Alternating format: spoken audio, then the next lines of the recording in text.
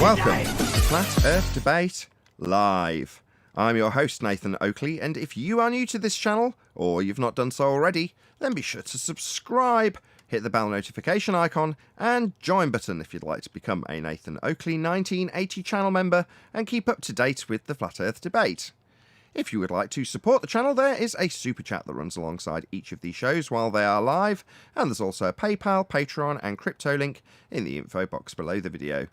Also below this video, you can get £50 for swapping your UK electricity supplier to Octopus Energy, and this is of particular note if you drive an electric vehicle. Most importantly, if you'd like to join the discussion, simply mute the page you are currently watching, then click the link in the info box below this video to join the panel and express your views on the nature of Earth. If you do join, please don't swear. If you do, you'll be ejected. And if you are, please don't try to rejoin the stream using sock accounts. You'll be warmly welcomed back on the next stream. Please also share the show on social media. Sharing the show obviously increases the live audience, but this in turn increases the chances of a more diverse panel. So please share the show on Facebook and Twitter. One last time, if you're new to the channel or you've not done so already, how dare you, then be sure to subscribe, hit the bell notification icon and join button to keep up to date with the Flat Earth Debate. Now, we are joined by Brian's Logic, Neil, 10th Man, Eli, Righteous Force, and a whole bunch of people in Discord. So welcome, one and all. Good morning. Hello, everyone. What's up with Neil? He's all giddy. Good morning. Well, that's very enthusiastic of you all. Good to know that we all got warmed up for the last 10-15 minutes talking about flat Earth and stuff.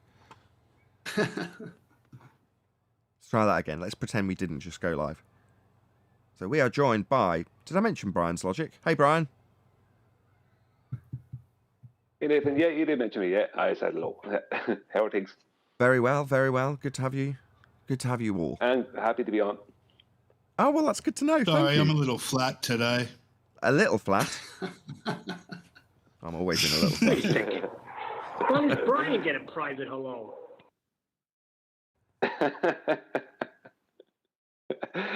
There's no favourites here, Neil. Okay, so yesterday we semi-officially launched a new housekeeping question. That would be any evidence that you can have a curved adjacent whilst acquiring an elevation angle. So, let's ask it in earnest. Any evidence that you can have a curved adjacent when acquiring an elevation angle? No, unless a Glober wants to come on and tell us how. You can't have a curved adjacent when measuring an elevation angle. You'd need a flat plane and a straight flat baseline for that. Even if you redefine... Sorry. Before you calculate anything, the first thing you need to do is take your measurements on the surface of the Earth. Yeah, flat, straight baseline. Before you beg the question in this instance with this example, with this housekeeping question, for any responders that might surface eventually, let's just say that, probably won't, then you get to beg the question only after you've assumed Earth's flat. It's such a great flat Earth proof, because for your average normie that might end up utilising this tool, then they're not going to find that the opponent's suddenly into justifying how they've got a sphere when they beg the question. They've got to actually make an angle measurement first on the surface of Earth, and it's going to be flat when they do so. Great flat Earth proof. I love this. The sextant's wonderful. It's the age of the sextant. Hey, Adam. Afternoon, guys. Any evidence you can have a curved adjacent when acquiring an elevation angle? Not really, is there? It require you to break the laws of geometry. Quiet. No, I was discussing earlier that Wolfie put a challenge out there for $500 for any flat earther with a boat who wants to triangulate their position and find the value of the adjacent. So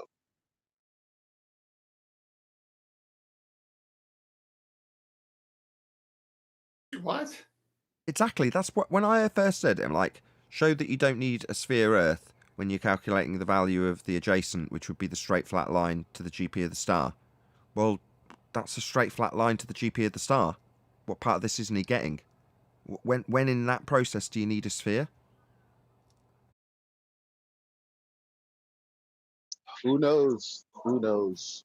You know why they go to the center of their presupposed sphere for all their angles is because you can't get a 90-degree angle on a curved surface. Yep. That sums up that housekeeping question. So for any of you who are uninitiated, which you won't be because it's a brand new question as of yesterday, pay attention to the last 3 minutes and you'll understand how that argument falls apart. Wolfie, my friend, how do you get an angle on a curved adjacent? You don't. So the tool's going to annihilate your assumptions of spheres. How do you get a center of the earth? How do you get that without a radius?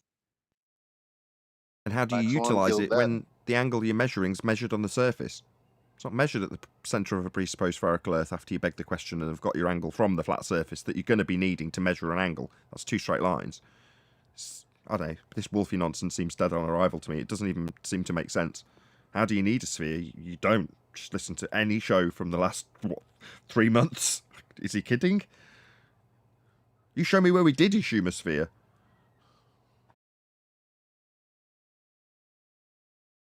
Moving on. Any evidence of a physical geometric sphere edge horizon, formerly known as Earth curvature, otherwise known as a tangent point?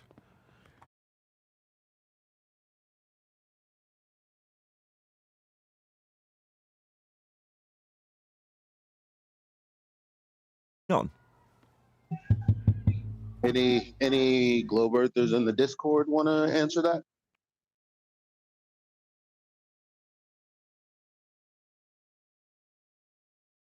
I don't see any new names, unless Sam H is new, although I don't think he is.